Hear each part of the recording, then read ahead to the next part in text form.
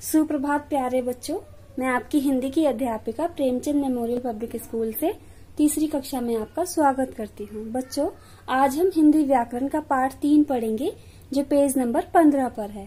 तो अपनी हिंदी व्याकरण की पुस्तक निकालिए और पेज नंबर 15 पर आइए। पाठ 3 शब्द विचार। वर्णों के सार्थक समूह को हम शब्द कहते हैं। इस पाठ में हम शब्द की रचना और उसके प्रकार जानेंगे।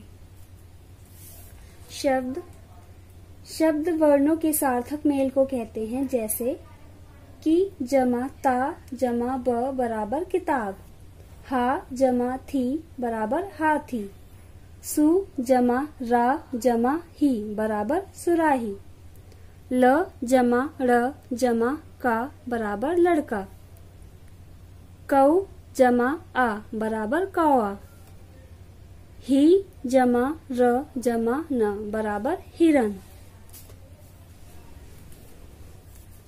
उपयुक्त सभी शब्द वर्णों के सार्थक मेल से बने हैं। इन सभी वर्ण समूहों का कोई ना कोई अर्थ है, इसलिए ये सभी शब्द हैं। जिन वर्ण समूहों का कोई अर्थ नहीं होता वे शब्द नहीं कहलाते, जैसे ग ग ग ग ग, दूसरा च च चंत, तीसरा त त त त, चौथा कंग कंग जस। इन वर्ण समूहों में से कोई अर्थ नहीं निकल रहा है, अतः ये शब्द नहीं हैं। बच्चों, अभी जो हमने ऊपर ये शब्द पढ़े हैं इनका अर्थ निकलता है, इसलिए ये शब्द हैं। और ये जो हमने यहाँ नीचे शब्द पढ़े हैं इनका कोई अर्थ नहीं निकलता, ये शब्द नहीं है। परिभाषा: 2 या 2 से अधिक सार्थक वर्णों के मेल को शब्द कहते हैं। बच्चों, एक शब्द को बनने के लिए कम से कम 2 वर्णों की आवश्यकता होती है जिनका कोई अर्थ निकलता हो, तभी वो शब्द कहलाएगा, अन्यथा नहीं।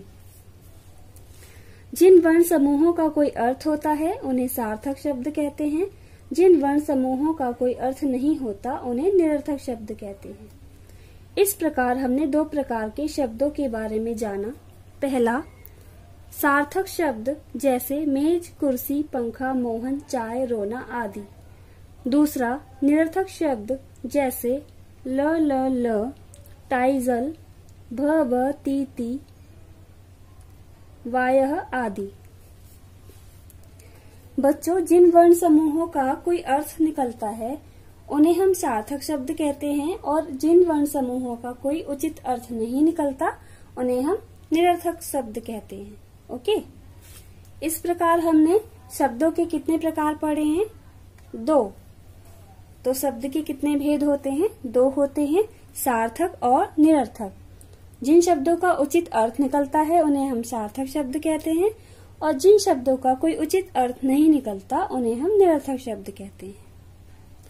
बच्चों, अब हम पेज चेंज करेंगे, पेज नंबर 16 पर आइए। बच्चों, पेज नंबर 16 पर आपको अभ्यास माला दी गई है। आप इस पाठ को एक बार और अच्छी तरह से पढ़ेंगे, उसके बाद इस अभ्यास माला को अपनी पुस्तक में करने का अभ्यास करेंगे। ओके, मैं आशा करती हूँ कि आपको ये पाठ अच्छी तरह से समझ में आ चुका है। यदि आपको इस पाठ से संबंधित कोई प्रश्न पूछना है तो आप बेझिझक पूछ सकते हैं। धन्यवाद। आपका दिन शुभ हो।